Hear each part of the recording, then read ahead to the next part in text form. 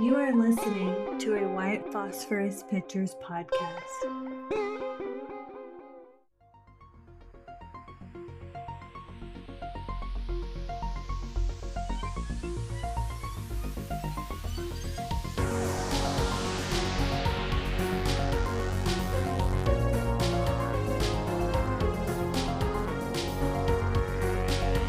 Broadcasting under the night sky from the edge of an undisclosed jungle on the Gulf of Mexico, I'm Christopher Garetano, your voice in the night. For the next hour, allow me to be your guide into the bizarre unknown, the fantastic macabre, and together we'll journey to that borderland between fiction and reality, a place beyond all rational explanation. We are now off to the witch.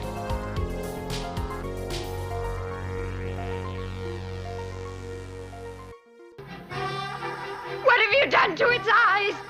He has his father's eyes. What are you talking about? Guy's eyes are normal. What have you done to him, you maniac? Satan is his father, not Guy. He came up from hell and begat a son of mortal woman. Hail Satan! Hail Satan! Satan is his father, and his name is Adrian. He shall overthrow the mighty and lay waste their temples. He shall redeem the despised and wreak vengeance in the name of the burned and the tortured. Hail Adrian! Hail Adrian! Hail Satan! Hail Satan! That was a scene from Roman Polanski's 1968 masterpiece adaptation of Ira Levin's novel, Rosemary's Baby. In the story, Rosemary, played by Mia Farrow, is caught in a web of satanic panic and manipulation, leaving the audience questioning their own sanity as we witness, through her eyes, a conspiracy cult of demonic worshippers to use Rosemary for the vessel mother of the devil himself. Tonight, my special guest and I discuss witchcraft and the devil throughout cinema history, and the comparisons to very real events that inspired the movies. I'll return after this commercial break. After these messages, we'll be right back. You are listening to the Off to the Witch podcast, where we explore that bizarre borderline between fiction and reality and all subjects arcane. Journey over to my YouTube channel and subscribe now at youtube.com/@offtothewitch for a variety of extras and special features, including the Off to the Witch mini docs with further insights on many of the latest episodes, as well as previews and behind the scenes of my forthcoming investigative series, Off to the Witch Presents, as well as the anniversary edition of my motion picture documentary, Montauk Chronicles. And follow us on social media. All links are available at linktree.com/Garetano7, Garetano7, and stay tuned for more Off to the Witch. Paramount Pictures presents Mia Farrow in a William Castle production, Rosemary's Baby, co-starring John Cassavetes, written for the screen and directed by Roman Polanski.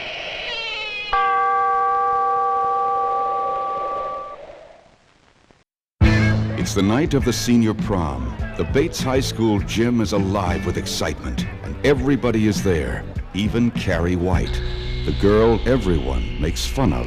The girl who lives in that creepy house with her crazy mother. The girl with the strange power.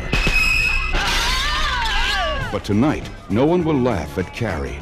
She's with the best-looking boy in the senior class. She'll be voted Queen of the Prom. For Carrie, it will be a dream come true. For everyone else, it will be a nightmare.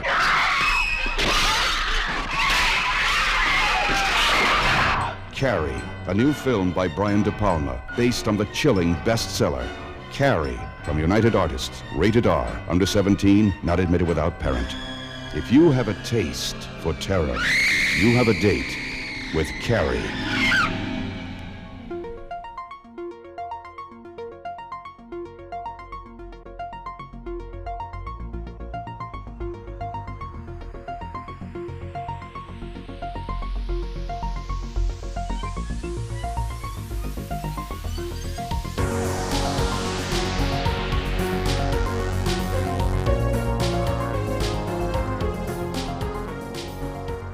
Welcome back to Off to the Witch. I'm your host, Christopher Garitano, and tonight's guest, Krista Brown, is a practicing witch who you can learn more about in episode number 23 titled The Craft. Tonight is a discussion of some of our favorite witchy and devilish motion pictures that scared and influenced generations, and that many of them are based on very real events, further proving that truth is even stranger than fiction. So here's my interview with Krista Brown. So do you remember when you were young, perhaps the first motion picture that regarded the devil or Satanism or witchcraft or all three? Because sometimes they're integrated in stories. What was the first that you recall that made an impression on you? Oh, I have two zingers right off the top. I was probably certainly not more than about 12 or 13 years old because I came from a household that was not super strict, but was definitely very careful with the content that I was allowed to see. I am the youngest of four, and by the time I was allowed to do anything, my parents had already been through it three times. So I was under a rather watchful eye. But I can remember going on Halloween night, no less, to a friend's house where a pile of us kids were meeting up after trick or treating, um, to watch horror movies. And so my very first experience with horror or anything having to do with the devil or witchcraft in cinema has to do with watching two films. The first of which, of course, Blatty's The Exorcist. And that for me felt like wild forbidden fruit because I'd always heard about this movie. And we finally got a copy on VHS, and we were all going to hide in the basement and watch this movie that we really weren't supposed to be watching. But fortunately enough, my one girlfriend, she had parents that were a little more lax in the area of what they would allow their children to watch. And she was the youngest of uh, three siblings, I believe. So they kind of gave her some leeway, which was the complete opposite of what I was experiencing. But I can remember we all kind of clapped together in this basement to watch this movie that up to that point I thought I'd never be allowed to see. I certainly couldn't be able to watch it in my own home because of just the overt portrayal of the possession and what happens to Reagan, and of course all of um, the sexual content. Oh my goodness, there was no way that that movie was ever going to pass muster at home. So that's the first one that comes to mind. And And then, yeah, that's a heavy film for that kids to is. see for sure. I mean, I got to see just about everything when I was a kid, but Hmm. if you can erase the last almost 50 years of cinema and just kind of put yourself in the place of people when that movie was new and also when you were a kid and I was a kid, completely different than now because it's so embedded in pop culture where in some cases it's been parodied. And but when that came out, I mean, there were lines around every block, every theater, and people were terrified. And People were people, throwing up. right, they were throwing up, they were passing out. Someone had a heart attack in the Yep. theater. Hmm. Um, and I can feel that power when I watch it. I can feel it because I take cinema seriously. Whereas I think maybe a defense mechanism from some people, either they're totally desensitized and have no interest in the power of cinema, or it's a defense mechanism to kind of make fun of it, you know? Hmm. I always thought about that. I'm like, why is this person making fun of it? Maybe they really are scared. And it must have been offensive. It must have blown people's minds back then. What do you think about, before we move on, what do you think about The Exorcist altogether? What was it that was so terrifying about The Exorcist? I think it was just the very skilled and overt portrayal of what actually was going on with a possession. It was like you were watching something from a corner, from a closet, something that you were not supposed to see. The things that are evil, that are tacit, that are they're legendary, but they don't have physical representation in the real world. And maybe what this movie did was to crystallize all of the stories and all of the legends and all of the fears into the cinematic experience.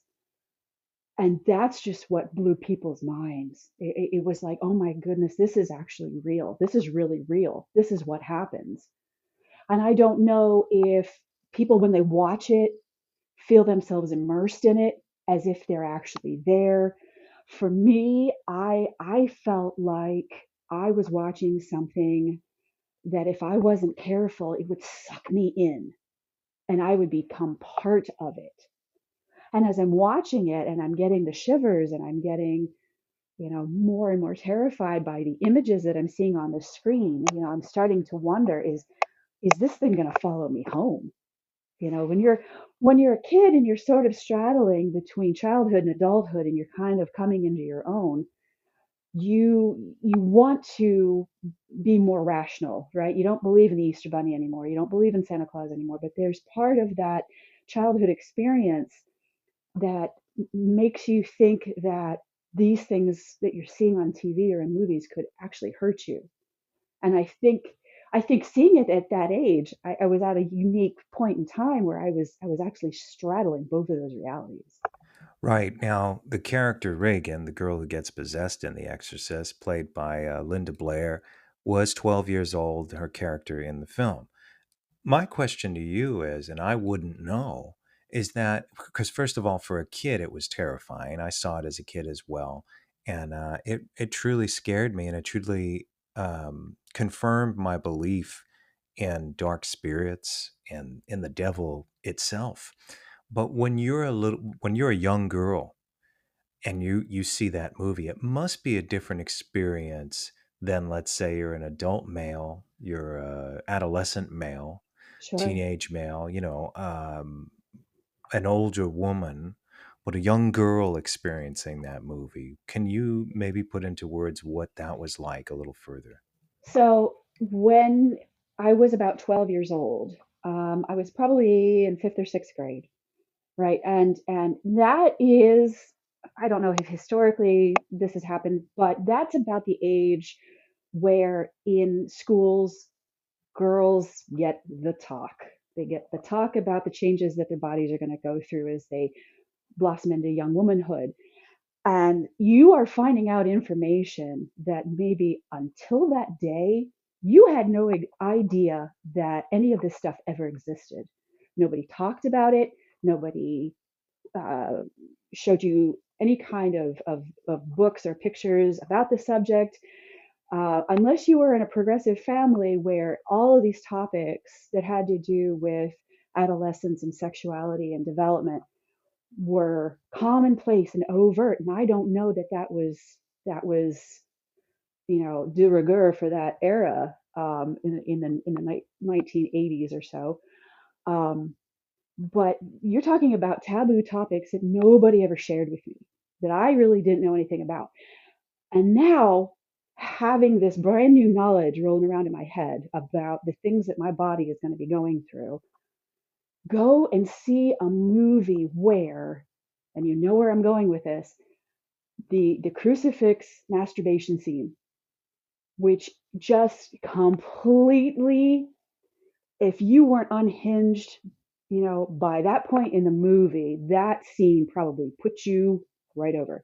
As a young woman, I'm not, I can't of course speak from the male perspective, but I think for me, looking at Reagan thinking, oh my God, she's my age. Oh my God, she's going through this, she's in this situation where there are things going into her body that I didn't know was even possible up until about like the 6 months ago.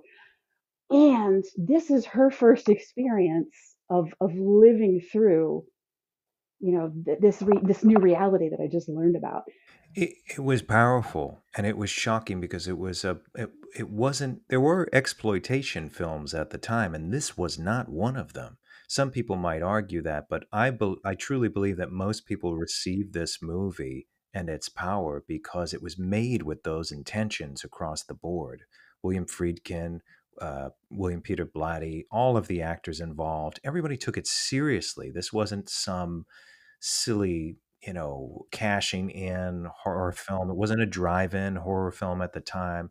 And you look to recent times at this Exorcist sequel or any of them for that matter, they're all just cashing in on a brand. But when The Exorcist was made, it wasn't a brand.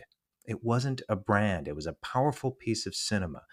Directors and filmmakers at that time had their heads on and their minds on the canvas, and in many ways they're not allowed to today because all of these committees stick their rotten tentacles into the deal and try to get teams to think teams and think tanks, and it doesn't work. It's a failure from the beginning because the reason why those movies changed the world and why the depiction of this type of thing really shook the world is because they allowed someone with a vision to command their team. End of story. That whole era was like that. And that's why I produced so many incredible films. Another one that came out in that time that I think speaks to what you're talking about also, and I wonder if you saw that at a young age, was Brian De Palma's adaptation of Stephen King's Carrie. Did you see that at a young age? Oh, absolutely. Absolutely. And I probably saw Carrie for the first time in and around the same age, I would say. Um, and of course, we're talking about the version with Sissy Spacek, and we're talking about the very stark contrast of her in her pink prom gown against the pig's blood. And what woman is not going to look at Carrie and go, "Wow, blood is such a reality for a female." We from the time we come into this world, and as we move through changes and are growing up, and we're like, wow, there's no escaping this analogy of the horror, the starkness, the shock value of blood. I mean, as a woman, that kind of hits you right where it counts.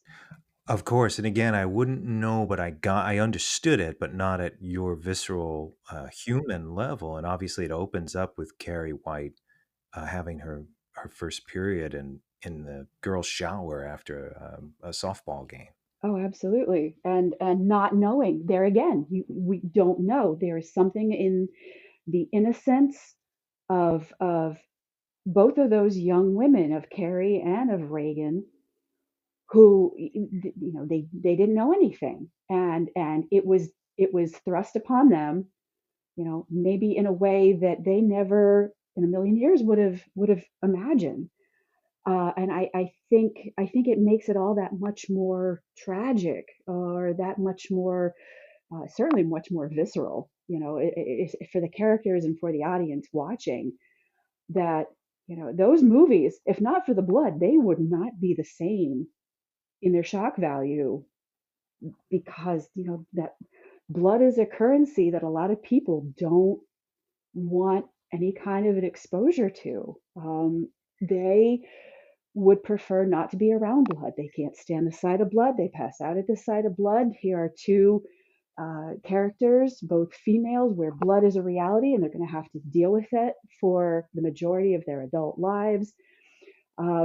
And I think that the blood is almost its own character in these movies, or certainly sort of a way of communicating visually.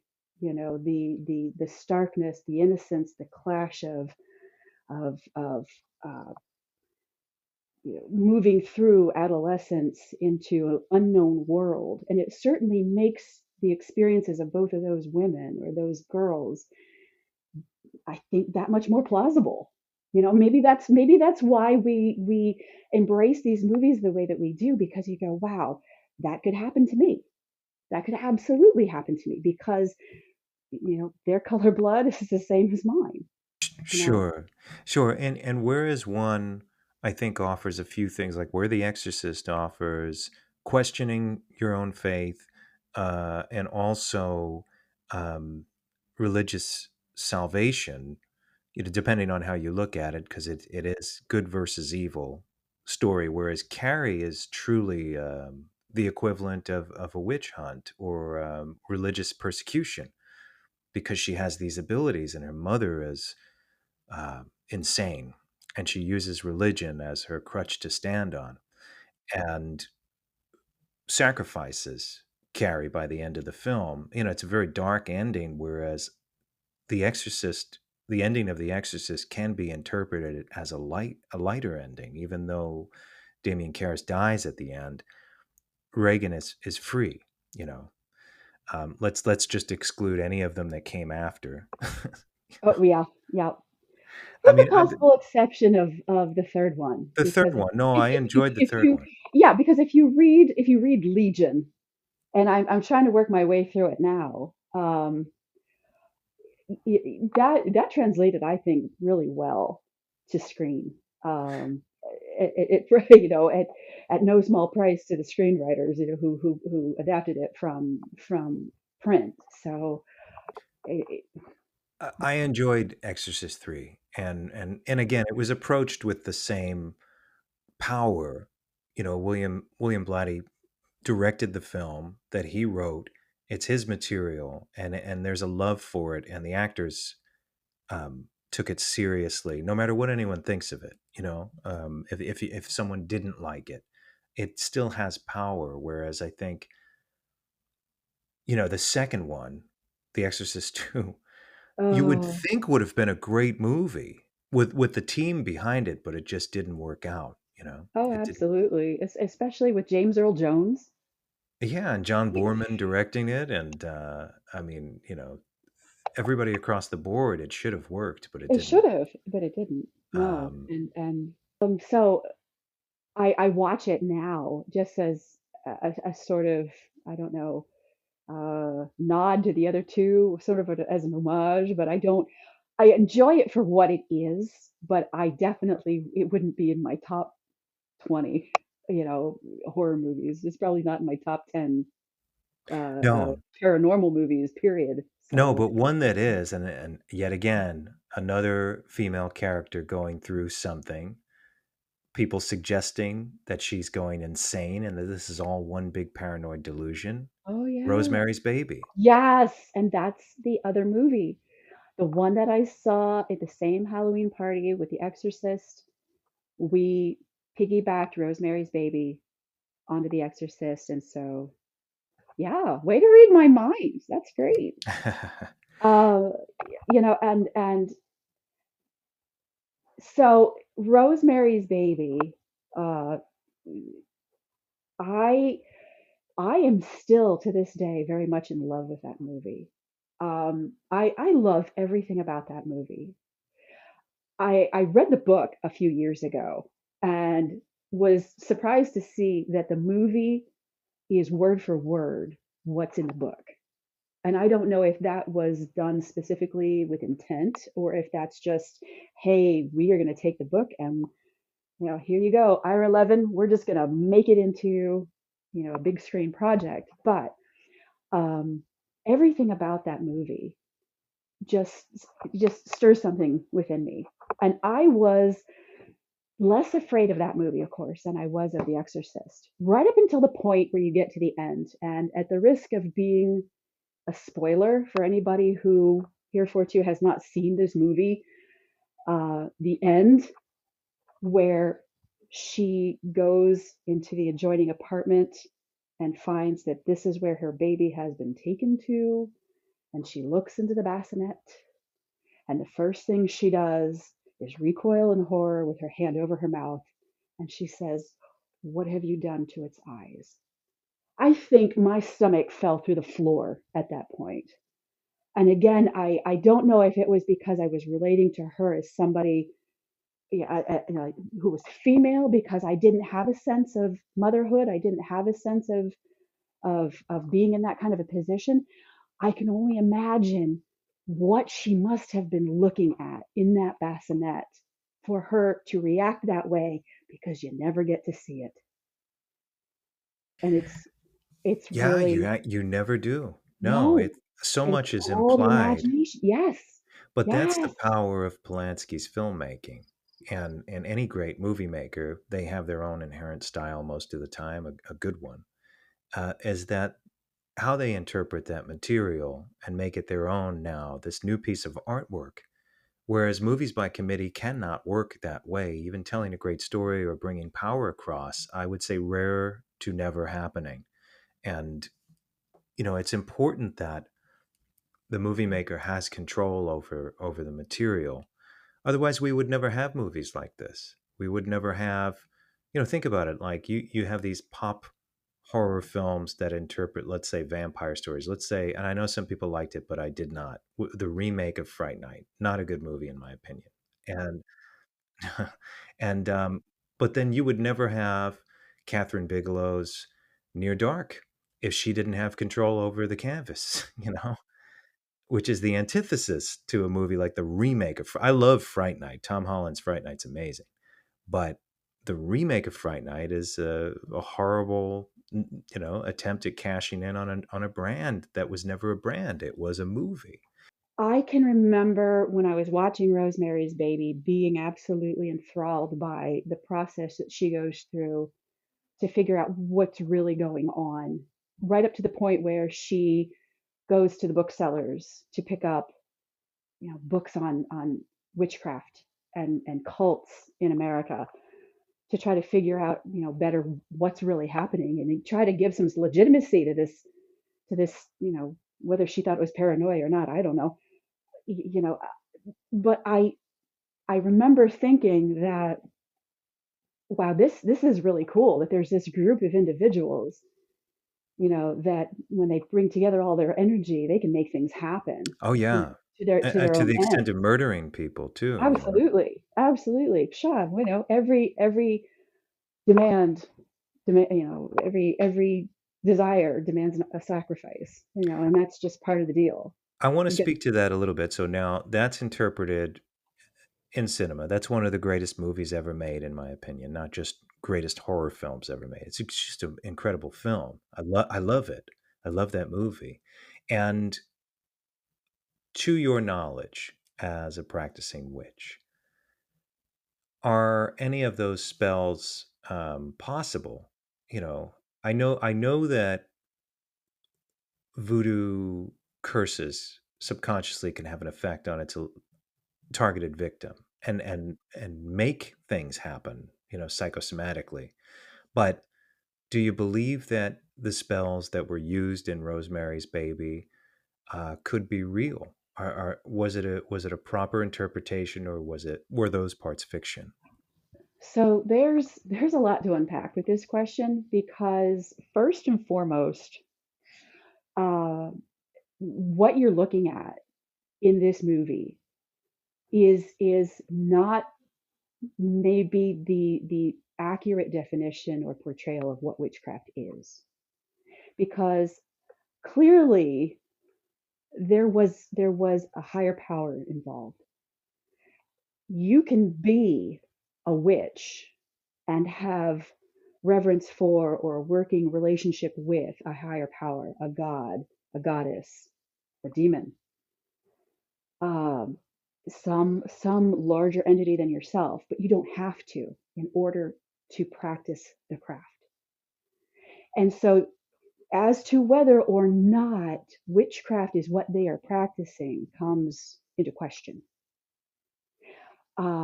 Because they align themselves with, we'll say, Satan, some would argue that what they were doing might be a flavor of witchcraft, but it's not necessarily what they were doing because witches, in the conventional sense, the modern sense now, don't have alignment with the devil.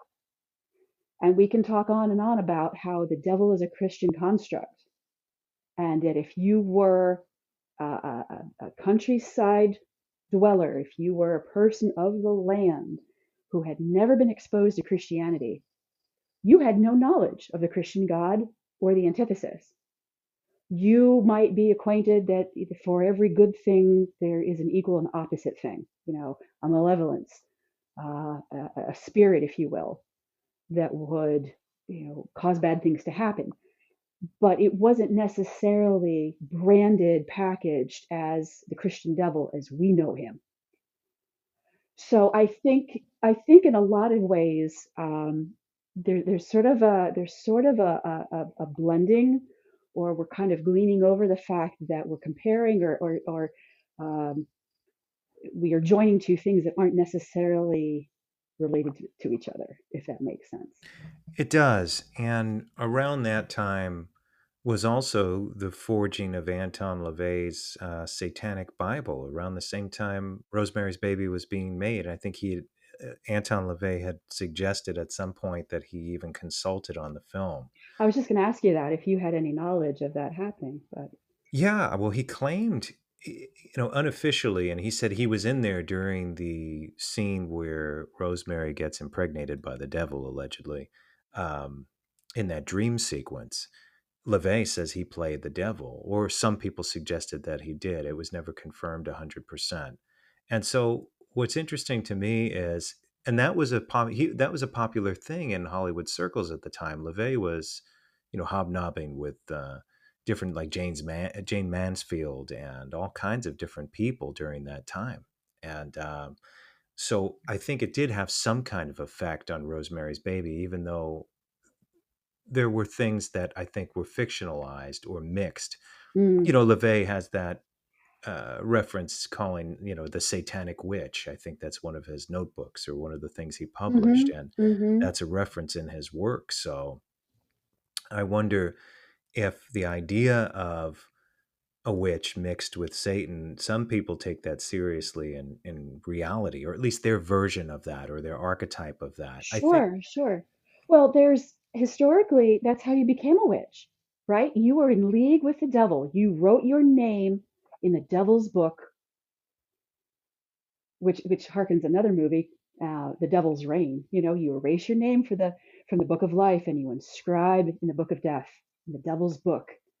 Uh, and then there was a pact you made with the devil of how you gave yourself over to him, and in return for your tasty soul, he would bequeath to you knowledge of certain things, that you could use in any way you saw fit to whatever ends you wanted, be them benevolent or not. And that was how you got your power. That's how you came to be in his circle. And I think a large part of that, um, is probably having to do with when Christianity was introduced and was starting to take over and was starting to tread out the last remnants of paganism. Get rid of it. We're gonna bring in the new, and these old ways, they've got to go. And in part, use this as a story to instill terror into the unknowing country dwellers, that if they were engaging in these kinds of practices, that according to the Christian beliefs, the superseding belief coming into vogue, uh, that what they were doing was actually evil, and it was something that they could lose their soul for, and it was something they needed to repent for. And the only way you could repent for it was to become Christian and to embrace the Christian faith. And so I think it's a scare tactic, really. This merging of country dweller practices, of heathenistic practices, of people doing folk magic. We're told by these newcomers, you're doing wrong, and you're going to pay for it. And God is coming to judge the living and the dead. And when he gets here, boy, howdy, you're in big trouble. And they use that as leverage to try to get more people to join the church. what was the do you know, because I'm kind of aware of it. I think it's a derivative of mythology, but what was the first depiction of the devil as a cloven-hoofed, horned being? And that's probably a biblical reference, and I don't know if there's a lot of specific reference made in the Old Testament. I want to say not. although Judaism, with their adherence to the Old Testament as their you know major reference, um, does have somewhere in that framework a malevolent spirit, but I don't know that he was ever named. I don't know that for fact. But then I'm no historian, and so I can't say with any degree of certainty, that it was this way or that way. Um, but certainly, one of the best ways that you can employ to get people to come over to your side is to scare the living daylights out of them. That is true, and those tactics are used to this day. Now I have to ask you, do you believe in that archetype of the devil? Is there a one supreme source of evil conscious uh, in your philosophy? Well, not as a single figurehead for me personally. I believe that it's energetically there. If you have the light, you always have the dark, and if you have the opening, you always have the closing. And so it makes sense in my mind that if you subscribe to the idea of like the yin and yang of things, that you couldn't have it without, you couldn't have the light without having its counterpart, because that's what keeps the balance. And I believe wholeheartedly that you've got to have both of those things, and you have to recognize both of those things. How you choose to align yourself energetically is within your own heart and mind, as a purely personal experience and preference. Do you believe we have the power to somehow manifest demons, derivatives of this type of dark energy? I think so. I wouldn't say it's necessarily like what you see in the movies with the bed shaking and the walls cracking and the strange, disembodied voices. But I mean, I've known enough of my own experience um, to believe that there's another side, a darker side, um, that it infects the mind, and if taken to a dark place, now you're talking about criminal behavior, you're talking about, general malevolence, you're talking about murder, you're talking about rape, you're talking about all of those things which are on that complete, extreme of that side of the spectrum. I believe on an everyday basis, we have good and evil within us. Naturally, if we didn't, we would be out of swing. We would not be balanced in ourselves. I think that's where we get our conscience from. Conscience. The voice that tells you whether you're doing well, you're doing good, you're doing evil, you're doing something that's maybe on the sly. That gives you pause so that you can act in accordance with morals. I think it's amazing though how accurate it is for a lot of people. Like we've almost universally have accepted that there is some type of darker force, an intelligent darker force. And that has been thought of that way for millennia. And I wonder, there must be some truth to that. Because I've, even in recent times, and I'm sure you have as well, there are things that are comparable to the most elaborate fiction that we've seen, where people are saying that, no, that happened. I saw hmm this thing. I heard a story from somebody who, when she said when she was a little girl, she saw a devil dog standing at the end of her bed watching her. And she said, no, this wasn't a dream. I saw this thing. And then it Right, disappeared. right. And there have been people throughout history that have claimed to have seen these things. So we interpret them in cinema. Um, I'll be doing it forever. I mean, the things I'm writing in this Bury Me in a Nameless Grave touch on this, that it does question reality. You know, even though there's a substance that a character in the story ingests and sees a lot of things with it, the question to him and the audience is are you peering into another reality? And there are many people that believe that taking DMT and other type of tribal drugs is exactly what you're doing. You're peering into some other dimension. This is not hallucination. This is an opening of a doorway. Do you believe in that? I definitely think that it can be used to facilitate. I mean, if you're talking about sensory altering drugs that suppress, what you would consider to be senses within normal limits, who knows what that evokes? Does it give you some sort of um, lowered threshold for other things that are going on in the world that under normal circumstances we just can't detect? Just because we can't measure it, just because we can't detect it, doesn't mean it doesn't exist. So maybe if you are, participating in any kind of mind altering substance, it changes the frequencies of your brain electrochemical connections and allows you to perceive these things that you might not otherwise be aware were around you. Or, you could argue it the other way. You could say, well, you're hallucinating, and you are not seeing an altered reality. You are seeing a reflection of your inner self, and that all of your evil, all of your malevolence, all of your behaviors that are not consistent with what are good societal practices are really just suppressed behaviors of your id. You could wax Freudian forever and say that everything that you've experienced is really a manifestation of your inner psychological workings.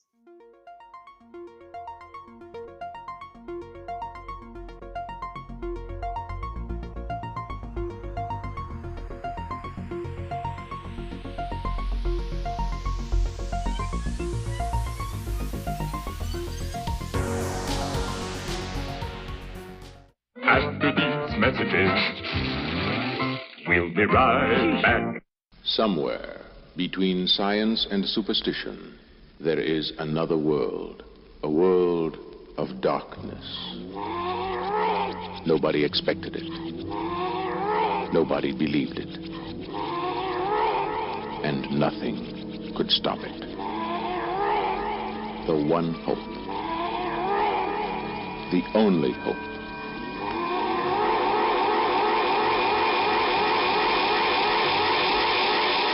The Exorcist. Warner Brothers presents William Peter Blatty's The Exorcist. The Exorcist, directed by William Friedkin. The Exorcist, rated R.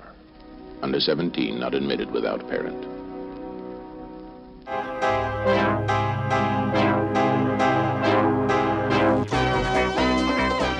This series presents information based in part on theory and conjecture. The producer's purpose is to suggest some possible explanations, but not necessarily the only ones, to the mysteries we will examine.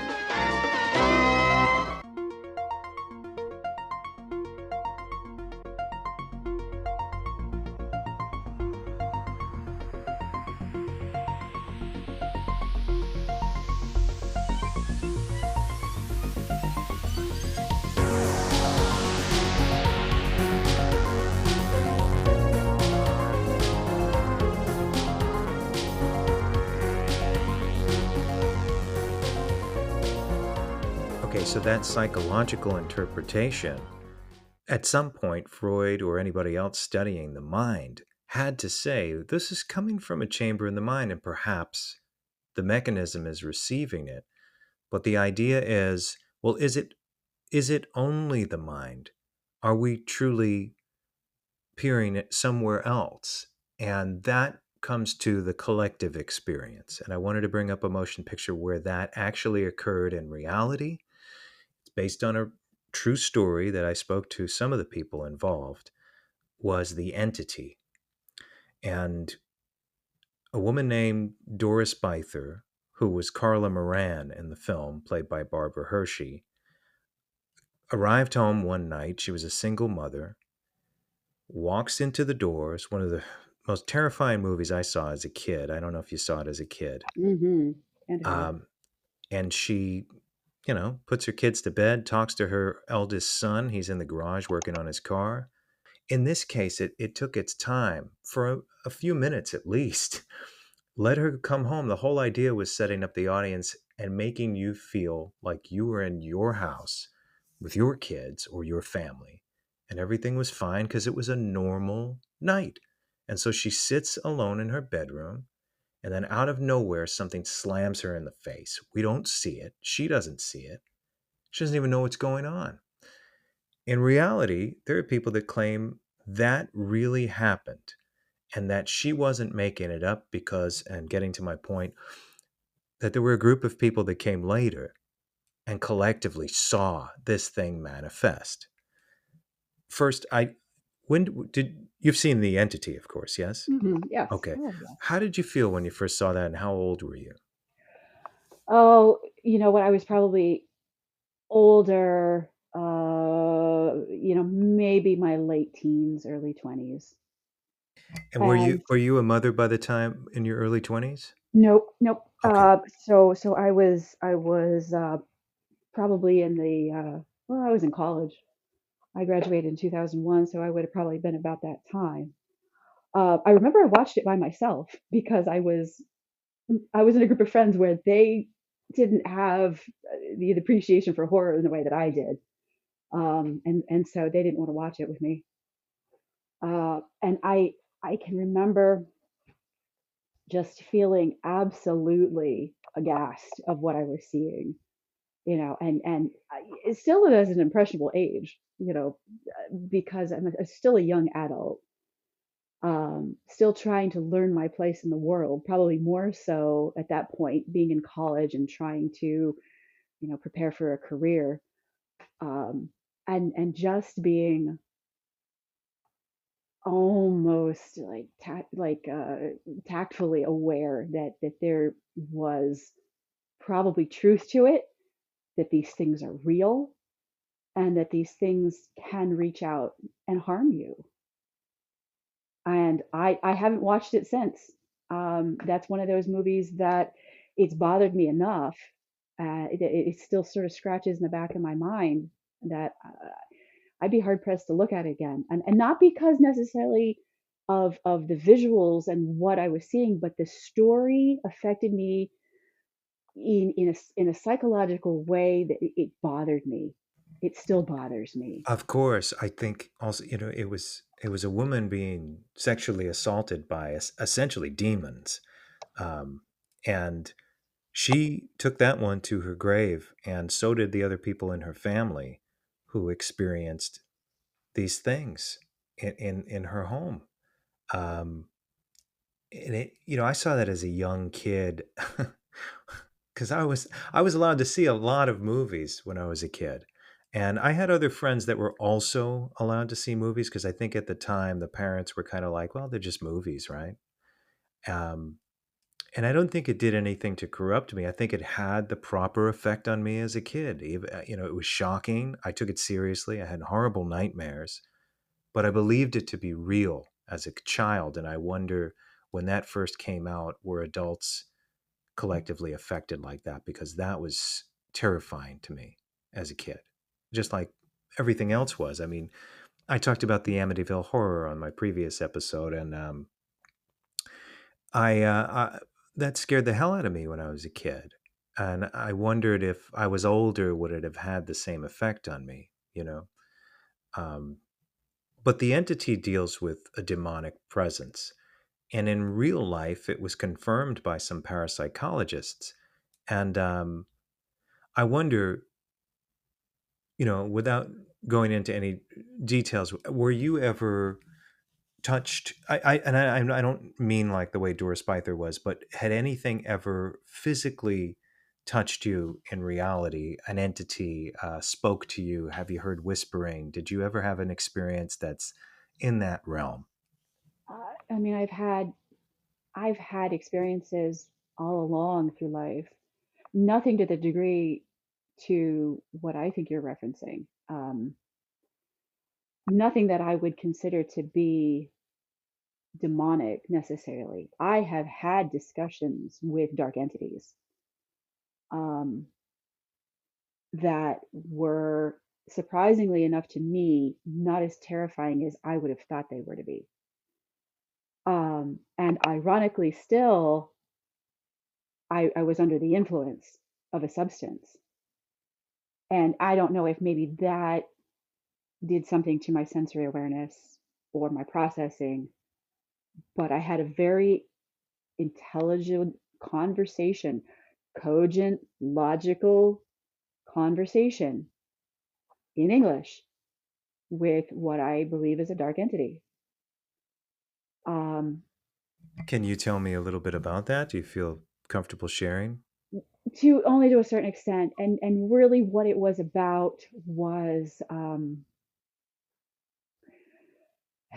if it had been at any other age, I would have said it was sort of like a coming of age, sort of an epiphany. I think I'm probably most comfortable calling it sort of a moment of clarity or sort of an awakening to a reality. I was asking questions about the nature of man and spiritual beings, and questioning deeply my own reality as a person, as a spiritual practitioner, to the point where I had dropped into a fairly deep depression, not only because of that, but also because of other extenuating circumstances going on in my personal life. But um, I I had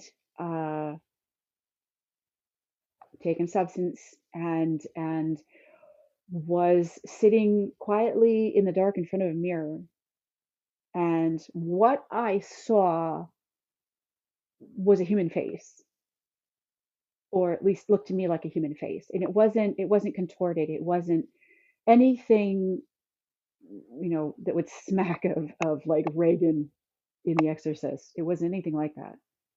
But it was a separate consciousness apart from my own self that was having a conversation with me through the mirror, answering my questions.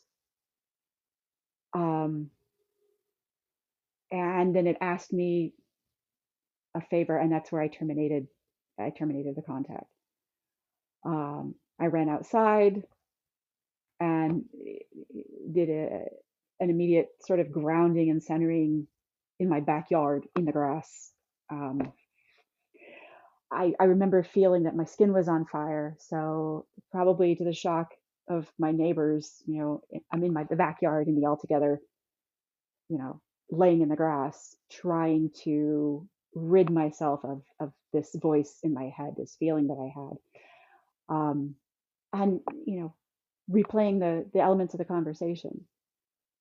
But where that is a very real, very bookended sort of experience. I've never had anything that made me feel that I was in danger. I've had things that made me feel uncomfortable. I've heard whispers. I've heard voices forever. Um, I consider myself to be clairaudient, and I will get impressions of voices. I will hear actual voices, um, disembodied sounds, people talking to me. And that's I never have equated it with something demonic. Well, I mean, yeah, I heard an audible apparition. I Hmm. told you that story, and I've told my Yeah. audience that story a few times. And I didn't think that was demonic. However, I wonder what brings these things on, because at that time I was certainly dabbling in different types of spells and using a Ouija board, and I do want to get to that because that has been used in cinema quite a bit, including in The Exorcist, when Reagan is playing with the Ouija board and she tells her mother she's speaking to Captain Howdy. Is it suggested in The Exorcist and many other films that using things like a Ouija board, and I'm also going to ask you if you were using one at the time, that it allows, so many people in so many different cultures say that it's a doorway. It allows things in that you might not want in your life. Do you believe a Ouija board could do that? So my feelings on this are multifold, and I will go ahead and preface everything else I'm going to say by saying I don't necessarily engage with a Ouija board anymore. I had one experience as a young person growing up, and I've told you that story about how we were trying to contact somebody, anybody, which is first and foremost, you don't just open the doors wide to just anything to wander through. You need to be very specific. But I don't necessarily believe that engaging with a Ouija board or a pendulum or tarot cards or any of the other divination tools one might have to use are necessarily a key to evil. I think you can take it to a negative place. I think that if you have malevolence inside you, that what you end up manifesting might lead something undesirable to cross over. But I think a lot of it comes down to personal energy. It comes down to intention. It comes down to what it is you seek, whether that's conscious or subconscious. I was not using any form of divination on the night that I had this conversation with this dark entity. I think that between my self-proclaimed openness to an answer, my suggestibility, maybe, because of being so upset with my circumstances, that coupled with the choice substance probably allowed something to transpire there. And the way I frame it is it changed my threshold for perception. Like you fling wide the doors of perception. So I don't know that that's necessarily true. I believe that it's a tool again of saying that if you use these things that you're doing wrong and you need to repent. And I feel like this smacks of Christianity calling card of trying to get people to come back to the church, as it were. I believe that you can create portals to other areas of consciousness. It's maybe not other dimensions. We're not talking about like what's his name, Buckaroo Banzai. But otherwise. Sure. But then there were other interpretations like Hellraiser, where Clive Barker, sure, the lament configuration opened up doorways and allowed these, S&M demons to come through. It's sort of a morality tale. Don't do these things, lest your soul be stolen. I believe that there are enough unexplained things in the universe that you need to act with good intent and with a fair amount of fair forewarning and caution, that if you're going to use these things, and I won't say, safety first, kids, but there are things that you do and there are things that you don't do if you're going to do divination in order to have the best possible outcome. Not only for the information that you're trying to get, but just because of that, setting your wards, setting your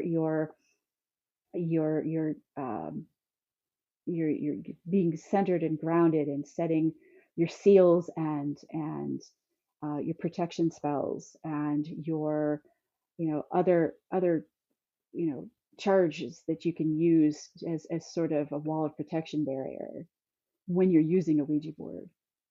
I have never found a Ouija board to be effective enough as a tool for me to want to engage with it. I feel like in the past where I've tried, even as well-meaning as I was getting completely bullshit answers that made no sense. And so I have given up on it, kind of like, this tool does not work for me. There are other tools that I've used that have much more utility for me, and that's where I go. I think some of the most disturbing stories with a Ouija board came from people that I've talked to when they were kids and they were using the Ouija board alone, not with a group. Because, there was always somebody saying, oh, yeah, no, it moved around. And it's like, yeah, but, you had 5 people with their hands on it. But if you were using it alone, and I did speak to somebody who eventually I'll probably have on the show, where she was using it alone as a kid, and something came through and talked to her a lot.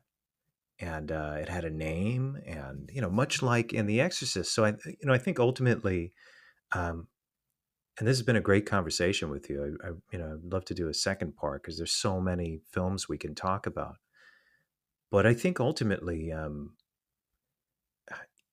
lot of people say, well, that's all fiction. It's like, I've heard so many stories that could match right up to it. Yes, there are artistic interpretations of these stories, but a lot of these stories throughout history at least have eyewitness accounts of people saying they're true. And in some cases, several people, and then some scientific data can back up that something happened in the case of the entity. And in the story of The Exorcist, William Peter Blatty based it on a real story, a real account that he claims happened. And where was it? It happened in Georgetown, didn't it? I don't think it was Georgetown. I'd have to go back and look, but I can remember an account of a young boy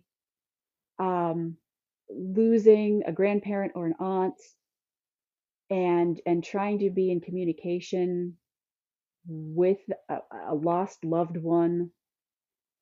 I don't know if it was through a Ouija board or what, but it was in those kind of conversations that he was infected by that entity, and that's what necessitated the exorcism and so forth. But I think he was probably about 10 or 12 years old, right? Right. Yeah, it was 12-year-old boy. They just kind of switched things around. Yeah. Well, then there was, I can't think of her last name, Annalisa. I think she was German. That's tragic. Yeah. From on whom the story of the exorcism of Emily Rose, I think, was based. Which, oh yeah, is a morbidly horrible story. Sure, and the priest had to go to trial for murder. So the exorcism of Emily Rose was an interpretation of Annalisa's real story. Annalisa Michel. Correct. There it is. Yeah, and it was an exorcism that took place over what, a week on and off for several days. Yeah, I think it was certainly more than 48 hours. And she was already depleted by that time, but ended up dying in the process of this exorcism. And then, of course, the priest had to go to trial. And he didn't end up serving any time for murder, no? You're talking in a movie, or you're talking in real life? In real life. That I don't know. Okay. That I can't speak to. Well, and I think in the movie he didn't. No. No. Okay. In the movie they gave him a sentence of time served. Right. With everything that he had been through and seen and endured and tried to do. So I mean, I guess what I'm getting at is that whereas a lot of people believe no matter how powerful these films can be, and some of them are not, some of them are hilarious, some of them are in the fantasy world that are beautifully made, like Ridley Scott's Legend, that does have a very blatant interpretation of Satan himself, the archetype with the horns, the devil. Tim Curry's portrayal of darkness, which is awesome. Oh It's yeah, such a good movie. that's the first time I knew of Mr. Tim Curry, and I've Oh, been in really? love ever since. And then later checked out Rocky Horror and Clue Oh, and much It. much later, much Yeah. later. Oh yeah, yeah. Wow. Uh-huh. Yeah. Yeah, he was. I mean, he's still alive, but he was amazing in those movies. Oh, absolutely. You know, but earlier today I was kind of taking mental inventory of different movies with witchcraft themes, and I've run the gamut from thinking of things like Bell Book and Candle, right, with Kim Novak and Jimmy Stewart. Now there's a sort of tongue-in-cheek, sort of frou-frou version of or portrayal of witchcraft Of in course, movies. or even Bewitched, Oh, absolutely. television. And then uh, something like Suspiria. Suspiria. Yeah, Now both of there's, them. Both whoa, both versions of them. I love them both. oh, definitely. But I'm definitely more partial to the first one. I love Um, Argento's film eternally, but I truly mm, appreciate I was touched by Luca's remake of it. mhm, And I know Argento mhm. didn't like it, but maybe he was Yeah. just kind of like, "Why are you messing with my movie?" Right, right. Don't wreck a good thing. What are you doing? Um, and there's so much of this that is we as a witch population, and I'm certainly not trying to speak for all witches everywhere, or pagans, or heathens, or druids, or Odinists, or whatever falls under the pagan umbrella. But we've tried so hard to change popular culture portrayal of witches because so many people have gotten it wrong. It's just wrong. We're not, by and large, we're not devil worshippers. We are not sacrificing babies. We're not drinking blood. We're not, you know, slitting the throats of livestock on altars. But that kind of thing persists as art, maybe for the shock value. But and while as a consumer, I can appreciate those things for what they are, the witch in me is going, this is not accurate. It's not that, oh, this is wrong and how could you do this? Although I've had those feelings from time to time. Well, It's not it's not in many circles, accurate. no, it's not accurate at all, especially for the people that were killed in the Inquisitions and the witch Sure, trials. No, it's sure. not accurate, but there are these darker pockets of history and even the now that perhaps what you're describing might be accurate for some. It could very well be. I mean, I'm not saying that there are not people who call themselves witches but are also Satanists, but there would be another group, of course, that would argue that if you're a Satanist, you can't be a witch, or vice versa. Right, and some Satanists don't believe in hurting anyone, Right. unless it's they're hurting you, like physically, like someone's trying to kill you. But outside of that, the ones that I've read about are not about human sacrifice, hurting animals in any way, anything like that. They're very much against. LaVey said he was very much against all of the above. So, um, but I do believe throughout history there have been the darker factions. Even I think perhaps Crowley may have dabbled in some of these ideas, and I know they've been written about in fiction. And I wonder, because they're the hidden societies, right? Aren't they meant to be hidden? Aren't these, if there really are blood drinkers and, sacrificing babies, which of course has happened in history, by the way. Um, I mean, think about it. It's ironic, isn't it, that in the Inquisitions they were literally sacrificing people. They were they were killing witches in their words, but they were stringing pregnant women and upside down and slaughtering them and their babies. So they were doing the very thing that they feared. And they were writing manuals on how to do it. You know, Correct. you've got the Malleus Maleficarum, um, Jacob Springer and Heinrich Kramer, two witch finders who wrote literally the text on how to detect, restrain a woman for inspection to determine if she bore the witch's mark or the devil's mark. Because, 6 of one, half dozen of the other. If you were a witch, you were aligned with the devil. And developed tools of torture and mayhem that are unsurpassed. I mean, you can't make this shit up. And these things are rooted in fact, in truth. You can pick this book up. You can look through the translation of how graphic, how vile the depictions are and the instructions are for how to deal with a witch, how to kill her, how to dispose of her, and here's where my feminist flair really I start to boil when we're Boyle, talking a lot of about, people don't know this. That's the thing. They need to know, especially they people need to who know. embrace certain religions. They need to understand that other people abused these religions. Absolutely, and they were actively suppressed, they were tortured, they were killed. You'd give somebody the third degree,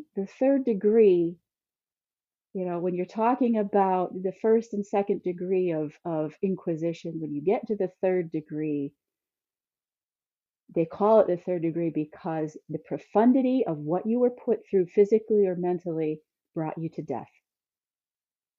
And so if something is to the profundity of being in the third degree, so the next time you have a conversation with somebody, dear children, if you say, "Oh, I can't believe he gave me the third degree," yeah, we'll know where from, this stems. But you're talking about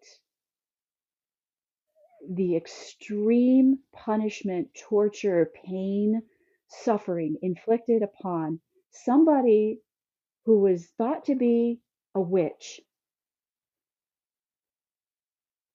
to the point of extracting information because they wanted to know who else she was in cahoots with so that they could go after them. And a lot of times, what they would put these people through, because they weren't all women, but the majority of them were, they would put them to death. Swimming the witch. Throw her in the river. If she floats, she's a witch. If she drowns, she was a good Christian woman. But either way, the woman's still dead. It's insane. And this was depicted in many films, two of which was Mark of the Devil, which was a huge exploitation film, but it was powerful. And then the other one was The Devils by Ken Russell, which is an amazing movie. And that was about what happened in France. I think Mark of the Devil was more about the Spanish Inquisitions, but and then of course you have Arthur Miller's The Crucible, and yeah, I mean these interpretations are as exploitative as some of them may be. They're of historical importance, not just artistic. They're powerful films, and shouldn't be forgotten, and should always confront people, especially when they're trying to condemn someone outside of their religion, to remind them how bad this can get, and also that is not what the heart of that religion was meant for. It was meant for very much the opposite. Can you imagine the idea of a Christ coming to earth and watching people do the things you just talked about in detail, in his name? Yeah, as a point of conversion, do do the right thing, convert to the one true religion. And I'm going, you've got to be kidding me. That you are the complete antithesis of your purported beliefs. This is how you're going to get people to convert. You're torturing, you're killing this population of people. Others are watching, so now they have been terrified into conversion, abandoning perhaps their previous ways, their previous belief system, and whatever folks they couldn't convert, they just adjusted the calendar for Christian worship according to the pagan holidays, right? So that we have winter solstice in the middle of December. Well, we'll just have a celebration of the Christian religion that happens to coincide with a pagan religion because it's easier to have them join sometimes. If we can't convert them, we'll just shift things so that Of course, that's what you know. happened. That's how Halloween came about, no? Sure, sure. That's how you have February, you have Imeld, which is on the Celtic calendar is the first stirrings of spring. That's Saint Brigide's Day. It's a Catholic Church holiday that was superimposed on the old pagan calendar in the spirit of if you can't beat them, join them, and then beat them. So, in a large way, the old belief system being swept under the rug, to try to get people to convert to the new way of life. And you're talking about societies that might have held women in higher regard, matriarchal societies where women had positions of power, women had knowledge, they had wisdom, they were healers, they could impart cures, they could, help you with illness, they could nurse you through death, they could help you survive childbirth, and they had herbs and mixtures that they knew would help with pain, that would ease suffering. And these things were employed with people. And that's where this flavor of witchcraft comes from. That if you know something that, by and large, the rest of society, patriarchal society over here, disavows any knowledge of, then you must be in league with something that gives you this knowledge. You couldn't possibly have come upon this of your own learning. You had to have been given this. And since it's not given to all of us, it must have been given to you by the devil. Well, unfortunately, that type of persecution hasn't gone away. No, it hasn't. I've seen it lately with people, and it's scary how they behave. Almost like one unified mind and disregarding anybody who might have a different perspective, and with anger and condemnation, and it's scary. It hasn't gone away, and I think in an instant, with the right amount of fire thrown into the powder keg, it could start up again, just Certainly. like that. Certainly. I mean, that's where we got McCarthyism. Sure. Well, look at what, Stephen King writes about it a lot in his novels. And if you go back to The Mist, as soon as stuff was hitting the fan and people saw it as the end of the world, look at what happened inside that supermarket. Oh, yeah. But, it's fiction, but that's exactly how the human race would behave. As quick as that, it would happen within 24 hours. And that ending, that hopeless ending. Oh, yeah. Where there can be no more faith in humanity. There's no out for us. We cannot survive. That horrible, terrible ending that I can't bring myself to really talk about, let alone watch. Yeah, he rewrote it. King also wrote the film for Frank Darabont, but it's a bit of a different ending in the book. In the book. Yeah. It's not as bleak. That's the only reason I won't watch that movie. I love that movie, but I'll get to a certain point and I have to turn it off. It's a good movie. I like it. It is, but motherhood killed it for me. and that's God's honest truth is I react very viscerally to this movie, whereas prior to becoming a mother, I probably could have gotten through it as just being just supremely devastating and hopeless and hard to watch. But now it's a no. It's a hard pass for me. What about The Good Son with Macaulay Culkin? Oh, You know, so Would you so would I'll you be throw honest. Macaulay off the cliff at the end Yeah, I probably would. to save your And that- nephew? and that's probably also because of motherhood, just because, look here, brat, get the hell out of here. I mean, he was worse than Damien in The Omen. Oh yeah, another good movie. You Yeah. know. We have to Yeah. do a second part to this for sure. Oh my gosh, because I'm thinking of things like I just watched Pyewacket. Now there's a great witchcraft movie of which you never get to see really the witch aspect, but you get to see the spell. I'm thinking of what did I Well, just watch? well, Not that there's long ago. Hereditary, Hereditary. Robert Eggers' The Witch. right? The Witch, Um, Midsummer, in a way, right? mhm, Still kind mhm, of deals with mhm. that. So how it depends on how deep down the rabbit hole you want to get. I want Yeah, to I'm get just there. like, I think we well, should yeah, do but a there's so part two. much. I know there's a I was lot. like, Let me and here we are. This is part 6. no, no.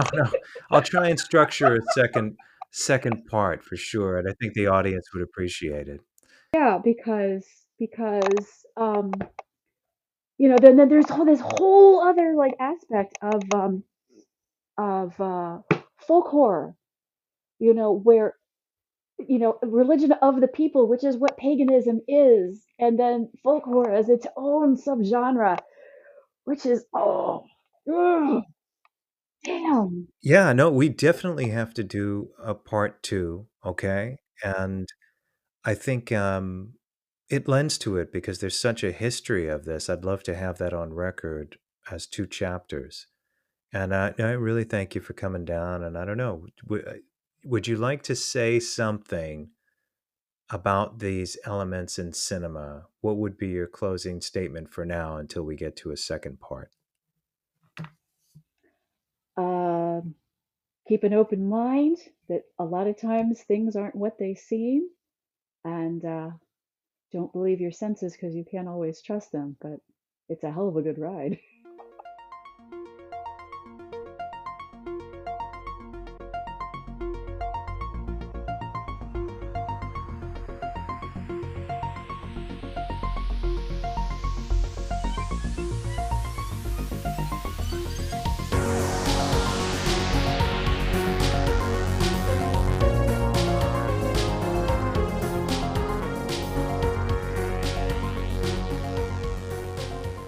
Welcome back to Off to the Witch. I'm your host, Christopher Garitano, and I want to thank you for joining the conversation tonight. The devil has been a spark to the imagination even before recorded history. I suspect there's something within, a dark mirror of our shadow self, or could it be a literal force separate from us? Whichever it is, I prefer to keep the devil on the page and screen. Until next time.